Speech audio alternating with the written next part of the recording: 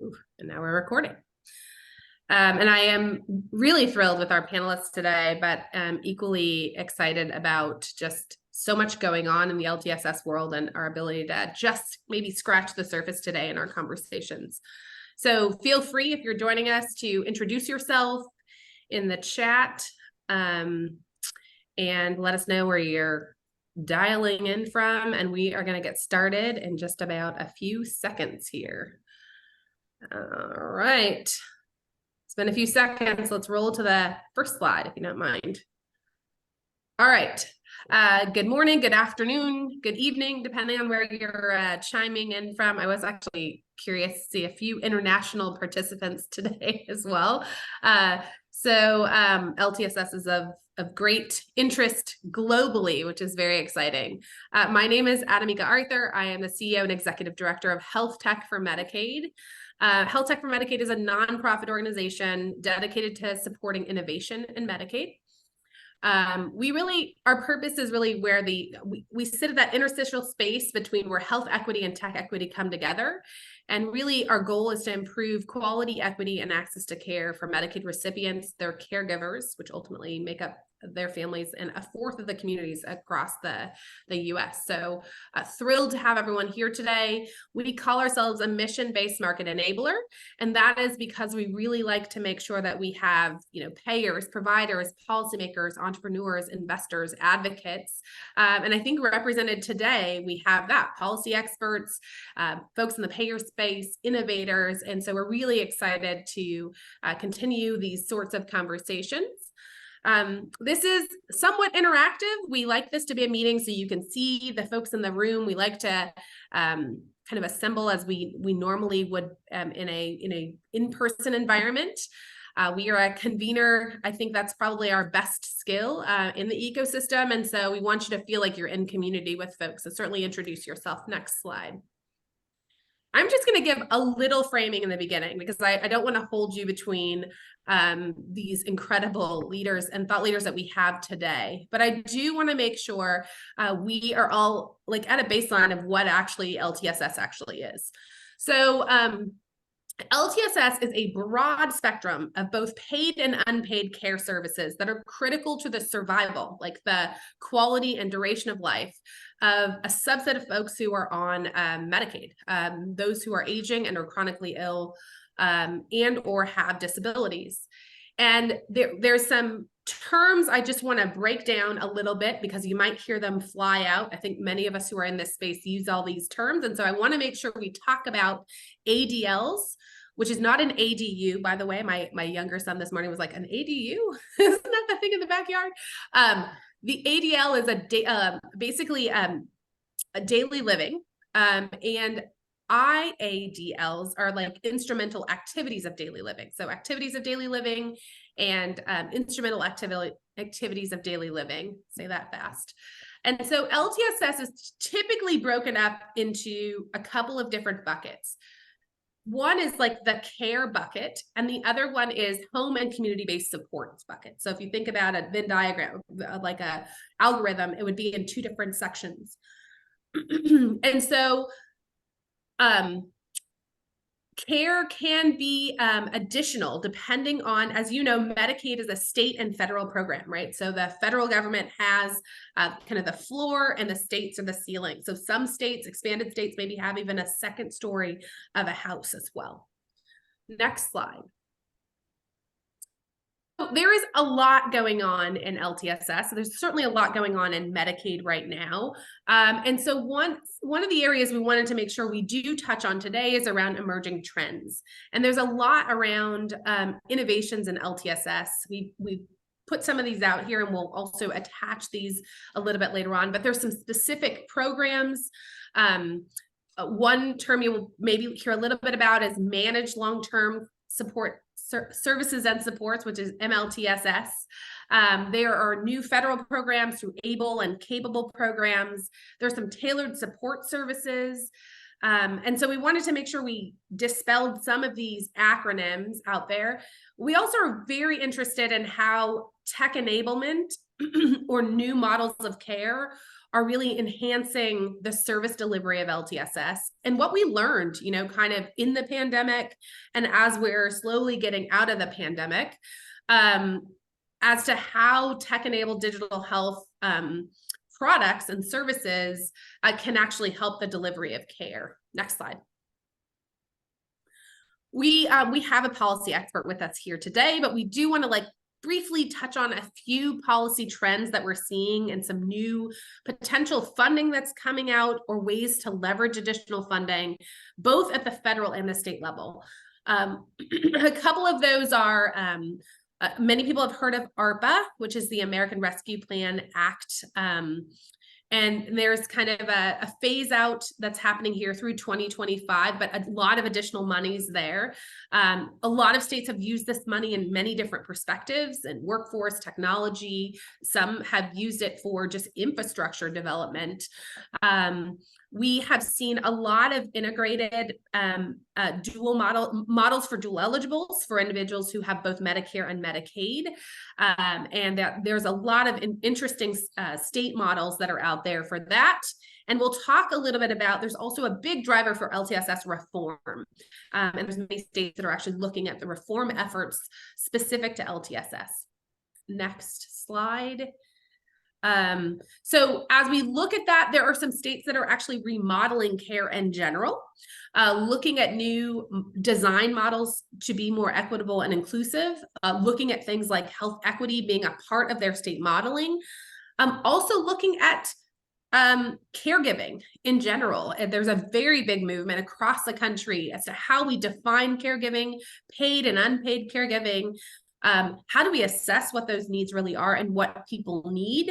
And also, how do we educate folks? How do we educate care providers at all levels?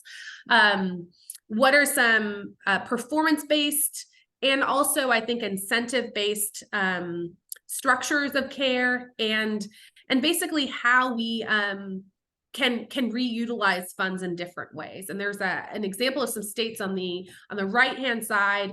We hope that this is a conversation that we'll continue to have, but we really want to kick off this morning with the incredible experts we have with us. Next slide.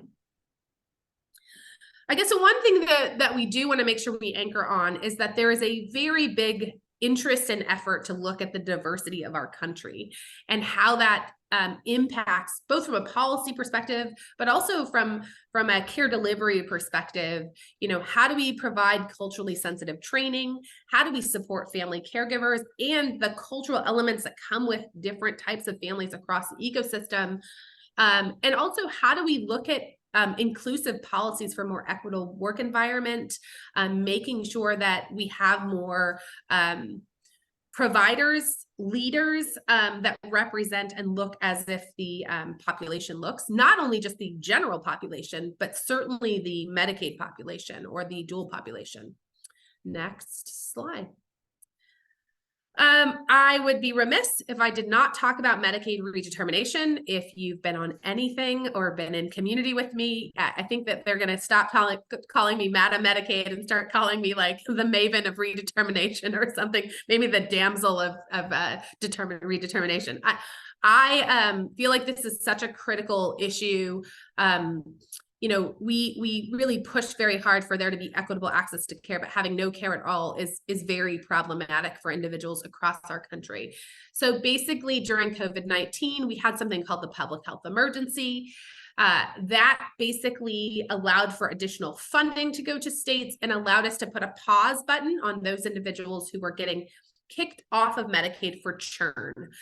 Medicaid grew significantly about a total of about 95 million people. And last December, just literally less than 30 days, we had an act signed into law. This was very unique because it allowed for additional funding to actually go through December 31st of this year. And it decoupled the public health emergency from making sure that we have a plan for redetermining people on Medicaid. So redetermination itself is not new. We redetermine people on Medicaid all the time. Redetermining this volume of people and how to redetermine them is new. So literally just as of a few weeks ago, we have almost 11 million people who have been disenrolled from Medicaid. There have been tremendous challenges since this started on April 1st. And so it's a very large thing that we're paying attention to. Essentially, a lot of these folks have been disenrolled for procedural reasons, and that is actually the challenge there. So we states have until July 31st of 2024 to redetermine the eligibility status of everyone on their rolls. And so until then, we will continue to only in kind of virtual, but also in person, not let people forget that we have to come up with some solutions and looking at the impact of Medicaid redetermination on our populations. All right, I think we're ready. So I promised just to give a slight frame. I hope that gave some context to what we're going to be diving into today. But I am super thrilled to introduce our esteemed panelists. And I actually did not even really kind of think about this, but oftentimes we talk about manels. This is like a womanel. all individuals who identify as female on this panel today. So I'm very excited for that as well. So I'm going to kick it off with, we have Helen Adioson, who's the CEO and founder of Care Academy, Narda Apache, who's the vice president of policy at the SCAN Foundation, whose mission really falls in line with undergirding the support of older adults across America, and Patty Killingsworth, who's the chief strategy officer at CareBridge. And I'm going to have each of you guys, maybe in that order, introduce yourselves, and then we'll start with some questions. Awesome. I'll go very briefly. Can everyone hear me? Fabulous. Hi, everyone. My name is Helen Adioson. I'm the CEO and founder of Care Academy. We are committed in our mission and vision to really elevating and believe that caregivers are the center of an equitable and accessible healthcare future. And it's a very bold statement. I mean, given a lot of the opportunities and the challenges that Adamika just presented, but we believe, honestly, that the ways in which we create opportunities for more healthcare is not just sort of the elderly and disabled, but more Americans to have their healthcare needs met, is to empower them with information and supports. And so super excited about our conversation today. We have built essentially a platform that enables caregivers to get the education, the supports just in time. So thinking about all of those opportunities around usability across multiple languages. We've had the privilege of skilling more than 500,000 direct care workers all over the United States and Canada. We currently work with 2,300 organizations, including in California, one of the first states that we began with, and their IHSS program. So super excited to be here and with such an esteemed panel. So very excited. Good morning, everyone. My name is Narda Apache, Vice President of Policy at the SCAN Foundation. Also really pleased for the opportunity to be here with this amazing panel and such a great group of participants.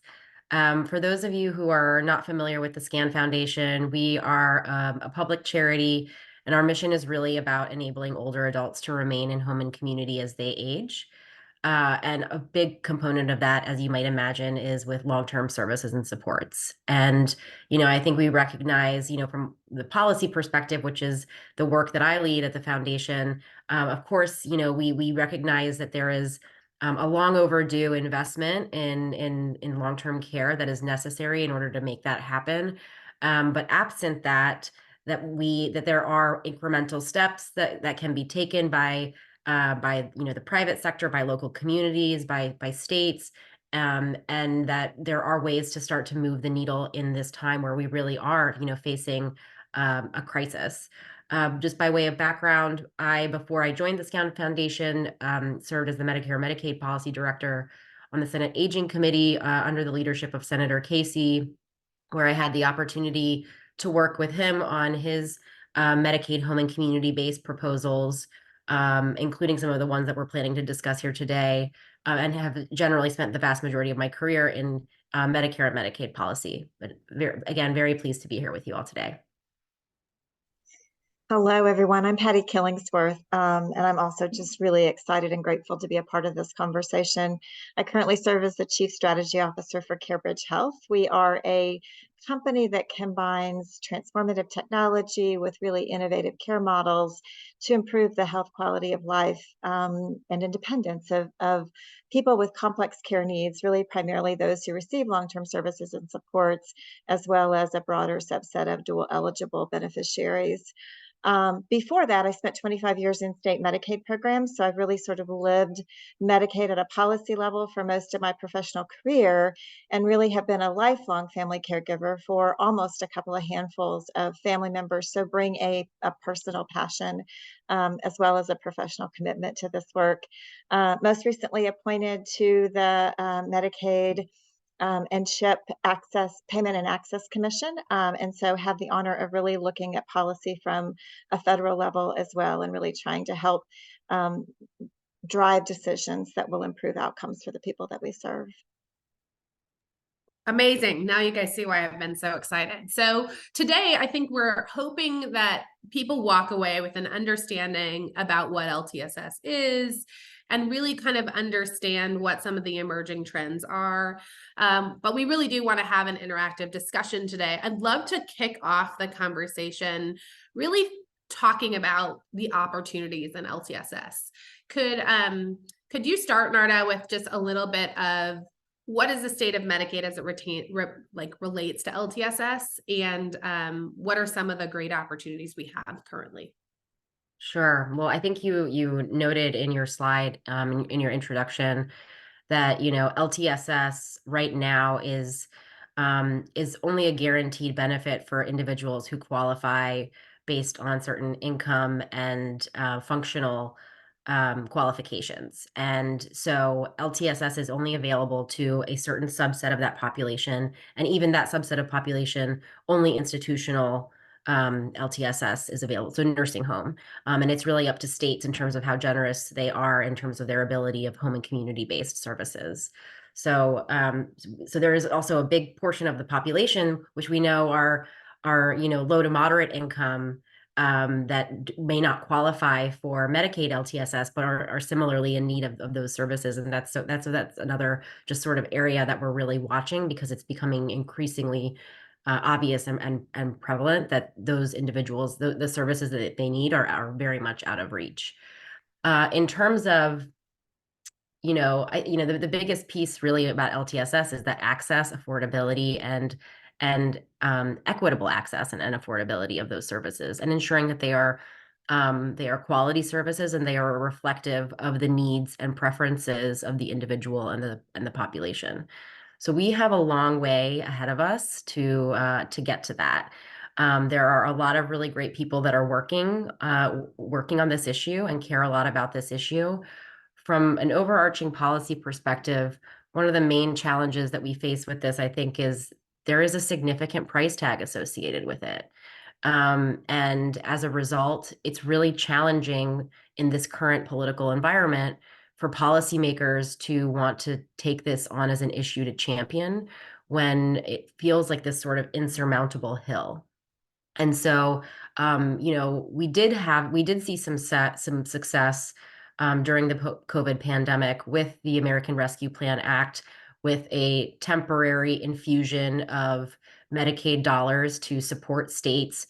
One thing I want to note about that is that infusion of dollars was really intended to be an emergency response to the pandemic. It was not intended to enable states to be able to support LTSS long term, or home and community-based services long term. And so it was temporary in nature. And so states made some investments. And one of the things that led to the success of that being able to go through during ARPA and subsequent legislative efforts that followed was a really strong community of advocates that brought together aging, disability, and labor in a way that does not typically happen, and is so critical for I don't want to say pressuring lawmakers, but pressuring lawmakers to take action and ensuring that there aren't silos, that there aren't there aren't competing messages across advocacy communities is a really important and really helpful way to be able to get some of those priorities advanced. So I think there's a lot of good momentum that has been built. We're starting to see some of the both positives, the good things that states have done with the temporary infusion of cash that they have, but also recognizing that after 2025, some of those investments are going to have to be reversed or go away completely. And so we're really in this space right now of how do we prepare for that? How do we also think about what's happening at the state and local level that can inform more incremental efforts? Patty, I want to bring that same question to you. I mean, I know CareBridge works across many states across the country, and I'd love to kind of see if you're seeing any kind of shining and illuminating light on the state side as it pertains to LTSS, or at least any opportunities you're seeing either between the state and federal government. Can you expand there? Yeah, and I think Narda did such a beautiful job of kind of laying things out in terms of where we are. We are clearly a system that is in transition, not returning to sort of pre-pandemic state, but really seeking to both stabilize and yet capitalize on the key learnings from the public health emergency as we move forward. One of the things about great challenges is that it also presents great opportunities. And so the funding that Narda talked about allowed for a lot of investment. Sometimes states were very deliberate in thinking through sustainability and what do I do once that funding cliff happens and those dollars go away. Other times, I think there was less opportunity to think about sustainability. But regardless, along with the policy flexibilities that were afforded to states, we just learned an awful lot that I think can help us move forward in ways that will really positively impact people. One of the things that we did see happen, I think we'll probably talk a bit more about this, is just an acute exacerbation of a long-standing workforce shortage that appears it will likely not return to its pre-pandemic state. And so it's really forced us to think about innovative, alternative ways to deliver the supports that individuals need. I think it really highlights the need for conversations like we're having today. And we are seeing across the country more and more states really engaged in evaluating their Medicaid benefit structures, thinking about how they can be more inclusive of technologies and other kinds of alternative services and supports, how they can restructure their payment systems to really reward the utilization of those kinds of alternative services and supports. And so I think we'll see a lot of advancement in this area over the next 5 to 10 years. That's really incredible. Helen, Care Academy really represents like the caregiver perspective and really kind of, you guys say you unleash the extraordinary care inside of every caregiver. What does that mean in the context of LTSS? And what opportunities are you seeing specifically in the role of caregiver in the LTSS program? Absolutely. Thank you so much. When we think about caregiving, and I think by way of background, I should, let folks know. So I come at this having been a direct care worker and coming from a family of direct care workers, right? And working throughout the continuity of healthcare. I saw firsthand my own parents come to this country, originally from Nigeria, and really sort of scale their way up through healthcare, starting with caregiving. And so seeing that firsthand, having been a direct care worker myself, is really sort of the initial thesis and sort of outgrowth of where Care Academy thinks the opportunity to scale the workforce and reimagine the workforce comes from. When we think about this, I started the company and we're really passionate about imagining that. And we know the very basic truth, right? Everyone will either be a caregiver and will be cared for if we're also fortunate at some point in their life, right? That's the continuity of care that we're either doing either or both. We have presently a lot of people who are managing for multiple variations of caregiving, whether that's childcare as well as elder care or disabled care. So thinking first from a continuity and a lifetime of caring is what we mean by unleashing, that powerful caregiver within all of us, because we are all caregivers. And I think that's the projection that we really bring as a company into LTSS, right? Is that, to Narda and to Patty's comments, and I think a lot of this is a lot of siloed thinking. We had no choice in the pandemic of thinking about all the birds in hand, right? That we're not just talking about direct care workers, we're also talking about unleashing family caregivers as well. We know that 65.7 million Americans currently identify as a family caregiver.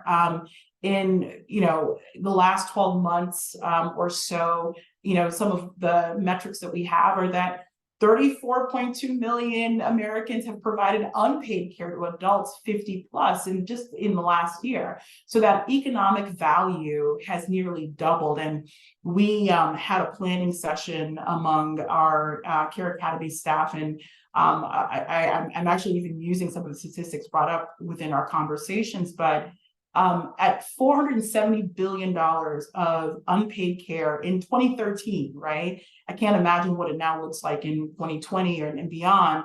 The value of unpaid care exceeded the value of paid home care and total Medicaid spending in the same year, and nearly matched the value of the sales of the world's largest company at that time, which was Walmart, right? So that, I think, contextualizes not beyond sort of direct care workers and family caregiving, these sort of very specific silos that we've created. We have now shaped our thinking and the paradigm of thinking of the entirety of the spectrum of caregiving across LTSS, across acuity. And so how do we leverage education as an intervention, as a way to provide the support? First, how do we support the caregiver, whether we're talking about how we compensate caregivers, how we make caregiving attractive?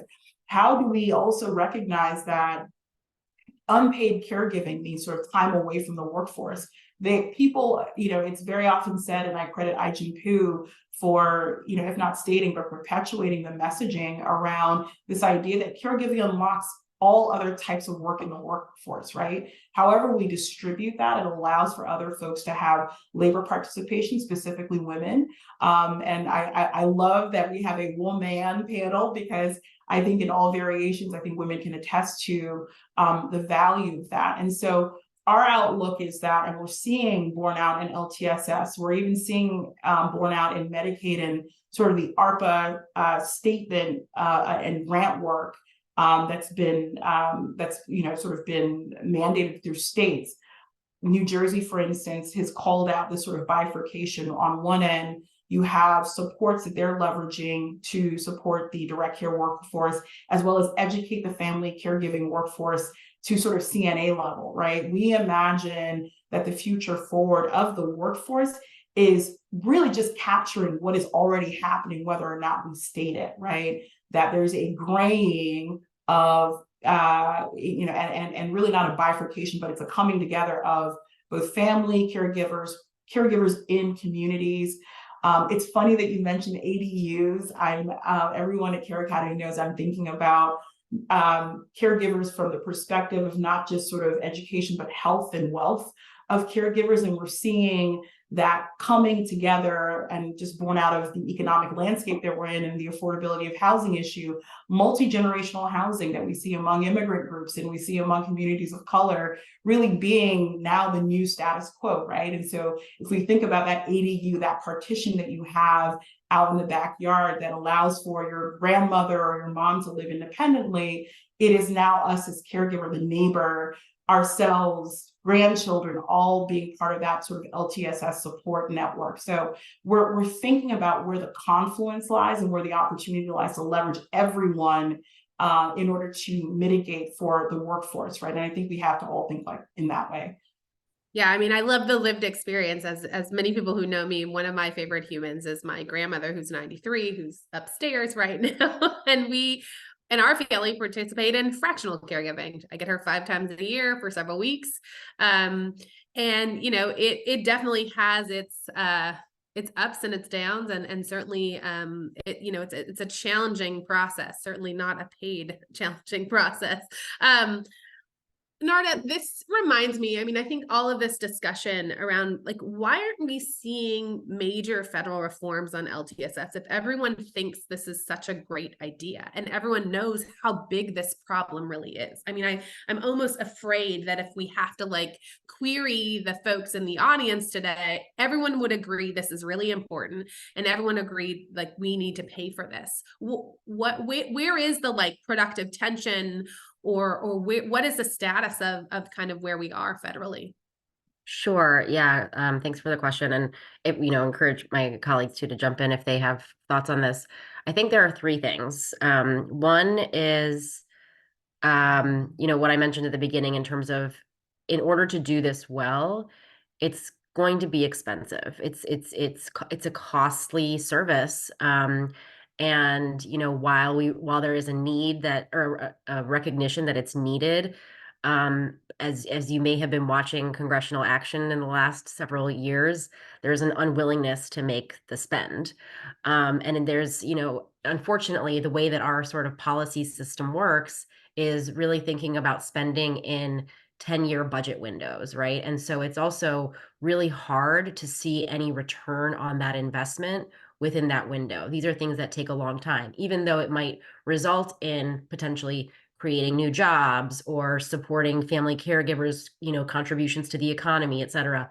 Those are the types of things that don't really get accounted for when Congress is the analyses are being done about how much things cost and in relation to what their the returns or the revenues that they bring to the federal government. So the cost is just a significant barrier, and getting policymakers to want to make that investment is a really big challenge, and particularly getting bipartisan consensus around that is a particularly big challenge. I will just note for folks, I think I also saw a question in the chat of like whether or not these resources would go away, the ARPA resources would go away if funding were to continue. And there is actually legislation right now, led by my former boss, actually Senator Casey, called the Better Care, Better Jobs Act, which would have created a permanent investment in home and community-based services. There was a lot of activity around that during the Inflation Reduction Act, which some of you all may recall. A lot of the big provisions around that are really more focused on drug spending. But that piece of legislation was intended to be included in that, and then at the last minute, unfortunately, was not included. But that legislation has been reintroduced. Would encourage folks on this call, if they're interested, to learn and engage more about that, and call your Congress people and ask for their support, because it is critically important.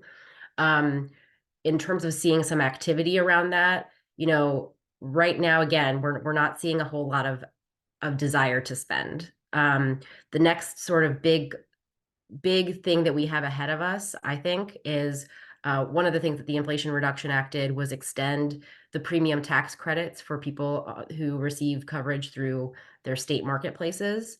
Those tax credits are extended through 2025. When that comes up for renewal, I anticipate there might be some opportunity to start to think about some of these HCBS types of investments again. And so again, that's why it's really important to start, if you are interested and in support of the Better Care, Better Jobs Act, to start talking to your legislators now. So that's one thing. The second thing I think is there is also a lack of consensus around whose responsibility it is to provide LTSS. So is it really the Medicaid's program's responsibility? Is it the Medicare's program's responsibility? Should there be more robust Social Security benefits? I mean, when you talk to different people, it becomes this sort of game of whack-a-mole, and everybody is blame shifting onto somebody else. And so I think absent some sort of cross-department, cross-agency, cross-jurisdictional effort, we're not going to be able to see that buy-in from all the parties that really need to be a part of this to make this a comprehensive effort. And then third, which I think is sort of building off of my last point, is just right now we're talking about building off of a Medicaid infrastructure, and for some, that is that's a challenging argument to make from, again, a bipartisan perspective. Medicaid, for better or worse, comes with certain communication challenges or communication, it rings certain notations for certain people. And that often gets people sort of muddied up in terms of being able to make that progress. Can I And just also, follow up on that? Sorry. yeah, Yeah. please go ahead. I just want to follow up a little bit, especially as it relates to the cost discussion, because I do think there's a belief and a tendency when sort of costing out various kinds of improvements to start sort of net new and think that it's always about new funding. And I think as a practical matter, we know now that institutional care is so much more expensive than home and community-based services. And that if we can transition or divert people away from institutional care, we can serve multiple individuals for what we would have spent to serve one individual in an institutional setting. And oh, by the way, the vast, vast, vast majority of people want to continue to age in place at home. So it is less about, I think, always bringing new dollars to the table and more about allowing people to spend, to direct those dollars in the places that they want to receive services, especially when those options are much more cost effective. So we set in a system currently with an aging population where the only mandatory service is an institutional one that is at the top of the continuum in terms of cost. If we were to allow people instead to choose more cost-effective home and community-based options, I think using the same dollars that we have, we would find tremendous capacity to redirect those dollars and serve many, many more people. We did that in Tennessee. We created essentially a global budget. We allowed people to choose where they wanted to receive services. We served significantly more people in community than we were previously without a lot of new dollars. And it was really just because people were choosing differently and we were providing more cost-effective service options for them. I also think as we're talking about technology that we have to recognize that there are also more cost-effective ways to deliver care even in home and community-based settings than the way that we're doing it today. And it's particularly important in light of this growing workforce shortage. If we target that really precious workforce to the services that really require hands-on assistance from a person, one, we can pay that caregiver more, which will improve the ability to recruit and retain people in that workforce, but it will also then allow us to bring in other kinds of alternative supports that empower independence in people's lives, which in turn increases their quality of life. And oh, by the way, as a side benefit, is a more cost-effective way of meeting individuals' needs. So there's a way to do this differently. And one more thing, and then I'll be quiet for just a minute maybe, is that when we think about the very dysfunctional way that we deliver services to dual eligibles today. And oh, by the way, when we talk about older adults who receive long-term services and supports, it's a 90% roughly dual eligible population. So that's who we're talking about when we talk about long-term services and supports in older adults. We do it in such an inefficient and bifurcated way that there's lots of opportunities there for cost efficiency and savings too. And we could address a lot of other issues if we were to really integrate those programs and we make sort of home and community-based services a part of that benefit structure. And we design processes to really educate and prefer home and community-based services over the more expensive institutional benefits. Then we can find savings again that we could really redirect to cover a lot of those costs, improving access, improving quality of life, and reducing the cost of providing services. So that's my soapbox. So well said, and I do not want you to ever be quiet. But I think what it brings up for me is a question around leveraging, technology, right? And looking at tech enablement, and also thinking about untraditional partners, looking at public and private partnerships. How can government agencies and CBOs tend to work together? I mean, I think that this is a piece that it's very difficult. I will say Health Tech for Medicaid recently turned 5 years old. And I feel like, we've had to spend a lot of time proving. Like, I feel like I'm Missouri, like all we have to do is prove. And at a certain point, you diminish like your ability to actually be new entrants to come in to actually solve some solutions in a more creative and sometimes cost-effective, most of the time cost-effective way. And so can you guys expand a little bit on, are there any interesting public-private partnerships you're seeing? I mean, I do know that, especially in redetermination, one of the goals of the additional FMAP money, now whether it was spent that way or not, was to actually encourage states or encourage managed care organizations to work with community-based organizations or different or new entrants that would get the outreach component. But I'd love to have a conversation around, are there novel models or are there ways in which you see we could do things better from either a public-private, or how do we get out of this at least initial place? Because one of the things I'm most concerned about is it really becomes really a place-based strategy. Like, it's where you live, like what community you live in and what other supports are available in that community actually help to determine how long you can live. And we know, place-based perspective from a public health perspective, like it determines your longevity, but it seems like we're further creating massive problems for people who don't live in communities that have accessible parks or disabled oriented ecosystem or have an elderly friendly perspective. So help me out here. Any thoughts around either public-private partnerships, how we can work with community-based organizations, who you guys are seeing are doing great work, or even maybe some of the work, and I know, Marta, you're doing some work specifically around kind of equitable and inclusive design around understanding what older folks need across the ecosystem. Give us something to chew on here.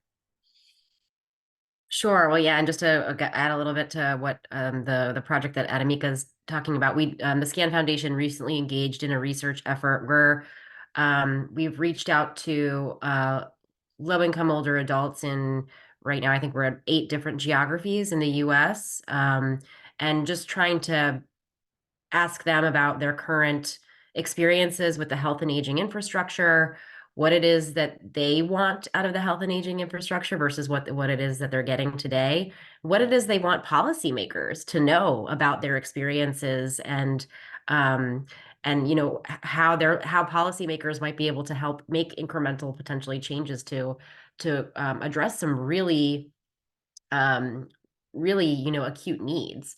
And so that research is underway, and I look forward to being able to share some of the results of the findings of that. But we do believe it is critically important for individuals to be at the center of policy making.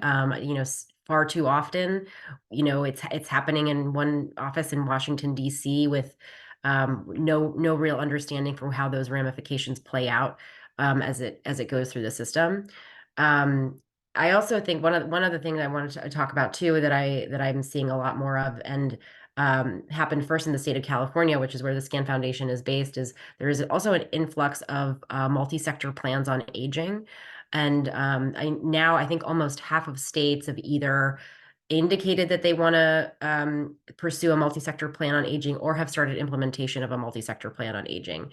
And to Adamika's point about more sort of cross-collaborative partnerships being able to address some of these problems, one of the things that we're seeing in California, which is now 3 years into implementation, is real deliberate cross-agency collaboration. So California HHS is working with housing, is working with transportation. Like, these are conversations and linkages and relationships that either previously didn't exist or were relatively superficial in nature. But now they are coming together to talk about how can we really leverage our resources, our expertise, our knowledge to create a blueprint for older adults, so that we are creating a system that can meet the needs of the current older adult population, but also older adult populations of the future. And I think that sort of cross collaboration across agencies has been really key.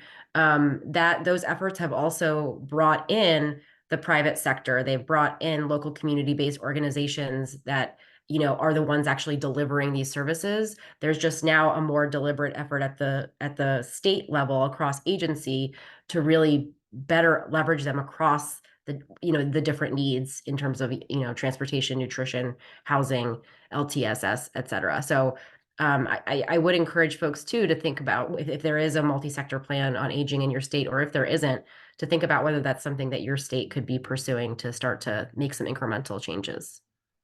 Can I circle back just a second on the public-private partnerships? I mean, and maybe this is obvious to everyone who's participating today, but Medicaid is just typically not this seedbed of innovation. And so I think that one of the most important roles that public-private partnerships can play is really helping to develop and drive innovation in the healthcare space, to resource opportunities for collaboration, right? Because sometimes resource constraints really prevent us from stopping long enough to really partner effectively. And then helping sort of think through the policy barriers and how we can really minimize those barriers in ways that allow for broader adoption of innovation in the Medicaid space. There is this unfortunate tendency, I think, to default always to what we've always done and what we've always known, and to assume that that's good, and to require that we prove that new things are good, as if we know that the things that we're already doing are good. And the problem is that the things that we're already doing are not working well. And so we have to be more willing, I think, to let go of our kind of default expectations around the way that things have always been, and really began to look for much more transformative approaches. And innovation and transformation is really this team sport. It most often it starts small, and it starts on the ground with people and with providers and with community-based organizations who they see a problem, they envision what a potential solution might look like. They get resourced in some way to really to develop something around that solution. And it's really then the partnerships, I think, with those in government and others that can help what starts really small expand into these big systemic changes and improvements that move the system forward. So I mean, I see it sort of as that point of beginning for transformation and innovation. And then we at a policy level really have to be supportive of and open to and thinking about how do we embrace those things and really take advantage of them on behalf of the people that we're serving. Yeah, and if Helen, I as an innovator, oh, go ahead, Narda. No, I just wanted to, to Patty's point about, Medicaid not being a, sort of a hotbed for innovation. I mean, it's funny, it's when you take it also one step further, though, to the federal level, I think actually Medicaid is the innovator that then, especially when the federal government is not acting, states are compelled to act. And so there comes a point where, and even though those innovations at the state level are probably starting with the local communities and the, private sector partners, once the states start acting and they start to, get that momentum going, it does generate momentum or urgency for there to be some sort of federal, at least awareness, understanding, and response. So I do think that there is opportunity for that local innovation to feed the Medicaid innovation to then feed the federal innovation. And that's what we essentially want, right? Like we do want voices from the actual communities. I mean, Helen, you are living in this hotbed of like policy on one side of you, innovation, and like being an innovator on the other. Can you tell us a little bit about like, what are you seeing as opportunities, or what do you want to see from states or from the federal government to like be a new entrant that actually can help save costs and drive this incredibly, essential component of caregiving in the ecosystem? Absolutely. I think of it sort of as a framework, right? And within startups, we think about agile thinking, right? How do you sort of build context, test, execute, and then come up with outcomes? And I think that's really, unless we're talking about the virtuous cycle of context setting, curation, execution, outcomes, and best practices sharing, we're really just kind of talking about drops in the bucket, right? And so what I mean by that is it's about building context, thinking about the macro implications of things, thinking about the cost benefit analysis, right? Like think about the balance sheet of care. If we don't act with interventions that are smart and targeted, what is the overall cost, not just even of spend, but what is the outcome, and what have we done to date to get to the place that we're at, right? And do innovators, policymakers, stakeholders all understand that? What are the needs of local communities and different contexts? When I think about curation and execution. Then and only then, when you have that contextual lens, when you think about the communities, then can we only add technology on top of that. I think the mea culpa and the sin of innovation, right, is to think about disruption without any context setting, right? And that is the biggest pushback. I won't tell any tales, but I think we probably all have examples of that, probably writ large in healthcare and long-term care, about innovation that didn't appreciate context, right? And so I think that is the place of sort of policy holding and stakeholdership to build that context, to build the curation. And then it's about execution and then the outcomes, right? If we imagine, and this is what we do even on a piloting basis with any of our customers or the stakeholders that we work with, if we have a hypothesis, how do we manage our execution to that hypothesis and demonstrate the outcome? How do we call out when we've actually succeeded or failed at the thing? And then how do we have the courage to go back with new context, new points of execution and best practices to execute again and create that loop and that cycle, right? And then the best practices sharing, I think Jonathan mentioned, in the chat, this data sharing. I think there's actually a gigantic boatload technical term of data out there. It's data to what means and what and to what ends, right? So just all of those pieces, that paradigm, that agility across stakeholders, policymakers, and even technology of context, curation, execution, managed outcomes, and best practices sharing. That loop is actually what I'd love to see more of. Well, it's actually interesting because you said data, which is, as you know, as an epidemiologist, my love language, right? And I think one of the things we'd love to do now, is to get a little bit more information. We got a ton of interest on this particular kind of state of Medicaid. We do this at Health Tech for Medicaid often, right? But the amount of stories and individuals on Medicaid who reached out and, asking if they could be a part. And, we have a very large mailing list that's, cross-secting. When you have 40,000 people on your mailing list, you have a very large ecosystem, but I think there was a real drumbeat for this sort of work. So Cecilia, would you mind putting up a poll? We want to kind of know, what else do you want to know? And we want to continue this conversation because I think that the themes here, right? One is, how do we learn more about the policy, and then what does that mean in regards to policy advocacy on one end and implementation on another, and the potentially the creative ways we can go about implementing policy. Another thing we talked a lot about was, how can we be more creative with who we work with, public and private partnerships, and how can we address some of these very large issues like workforce, right? Patty brought up some huge components around what does this mean for folks' quality and duration of life, and how can we reinvest? We also don't do a very good job of reinvesting savings, right? We take the savings and say, great, over here, and then we spend more money over here, and we say, well, this costs too much over there. We don't. And I think you mentioned this, Narda, the interagency collaboration is not something we do well. And then I think that, that piece around new entrants and how do we support, whether it be community-based organizations or new systems under a new name, or, because we've got a lot of mergers and acquisitions happening, but also how do we bring new innovations and new innovative ideas that really are going to hit that true triple aim, going to reduce our cost, are going to increase our quality, but also are going to bring the lived experience and the thought leadership of the communities in which we're trying to serve. And so that productive tension you talked about, Narda, about how do we keep the flywheel of innovation going between local, tried and true tested models and federal guidance, and, keep it moving so that if there are best practices that we're seeing in New Jersey or Kansas, right, we know what that is so that we can create better programming across. All right. I think do we have one more question there, Cecilia?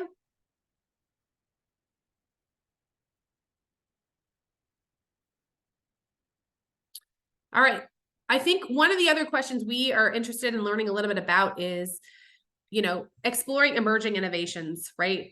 One of the things that we talked a little bit about here is, are folks interested in this, or do we want to continue to what is the way in which we can actually help the many 150 people or so on this webinar, and also who we serve a little bit better.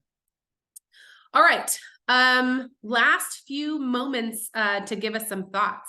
Do you want to kick us off, Helen, with some just last thinking, and then we'll go to Patty and we'll end with you, Narda. How does that sound? Absolutely. Thank you so much, everyone, for attending. I really appreciate, the ability to share the stage with Patty and Narda. Adamika, thank you as always for your thought leadership and your platform creation and sharing your platform. I'm really excited about the challenges because therein lie the opportunities, and I think that what I'm heartened by is the cross functionality that's already here in this audience, right? And you've got payers, you've got providers, you've got folks who are coming from the technology and innovation side. And, I think it is, how do we build shared common context, drive towards common goals, and really leverage each other and share best practices? I'm super excited, with or without funding that is emerging. We know that this is a cascading challenge and opportunity. Folks were already listing out really great statistics that are really daunting, right? But I'm heartened and I'm hopeful in some of the communication that's happening, and a lot of the ways in which the folks, all of you as leaders, are already embracing that. So very excited about that. I would just add to that I think we've hit really on some important building blocks. One of those is really continuing to push for effective policy changes that will allow for and encourage and even incentivize innovation in the Medicaid space. In order to do that, we're going to have to become much better, I think, at collecting data to really demonstrate that we're able to achieve the outcomes that we think we are, that we're able to deliver services more cost effectively. I think we have to think differently about how we budget and really begin to look holistically at Medicaid budgets and cost of care, and think about innovation in ways that take into account the other impacts that it has, both on a person's healthcare utilization, but as you pointed out, Helen, also on their quality of life. And other kinds of things that may be even more difficult to measure. And then finally, I would say we just have to keep pushing the sort of at this public-private partnership level, the community-based level, really identifying opportunities for innovation, engaging in those conversations, making sure that we're engaging with the people who really experience care to understand what's working, what's not working, how do we make it work better, engage them in the design of more effective solutions, and then really work to make those things become a reality. Well, I don't think that there's a whole lot more I could add beyond Helen and Patty's really great points. And I, again, just really appreciate the opportunity to be here today. I think, a couple of things that really have me walking away from this conversation feeling quite optimistic is, one, recognizing that there are so many individuals, organizations, stakeholders that are really committed to this cause and coming at it from different factions and different approaches. I think is just it really gives me hope in terms of the future of LTSS. And one of the things that I hope I can be more deliberate about, and hope others can be more deliberate about, is how do we do a better job of communicating to each other and engaging with each other? How do we make sure that, policymakers are more aware of some of these innovations that are happening? How do we also build some of those build some of those relationships, build some of the trust? Because I think trust is another big thing when you talk about public-private. But I think that this conversation here is demonstrating that there is opportunity for that. So how do we sort of take the momentum that we're starting to create here and turn that into, something that could snowball into exactly what we're striving for? So I'll just stop there. And again, we just want to thank Adamika for the opportunity, thank the participants, and really I'm just so honored to be on this panel with such amazing women. I agree wholeheartedly. And I want to thank everyone for attending today. As you know, if you've spent some time with Health Tech or Medicaid, this is not where this conversation will end. I think we try really hard as a convener to really have those very different conversations between stakeholders. So we hope this kicks off a level of us being able to have different conversations with payers and providers and policymakers and advocates, but most importantly, really center all of that work on, the individuals that are actually living with the program of Medicaid and their caregivers and their families that ultimately make up most of the communities in this country. So thank you so much. As a value of starting on time and ending on time, I'm going to let everyone go, but it has been really a pleasure to spend time with everyone today. Thank you so much. Thank you so much. Thank you, Adamika. Thank you, everyone. Bye.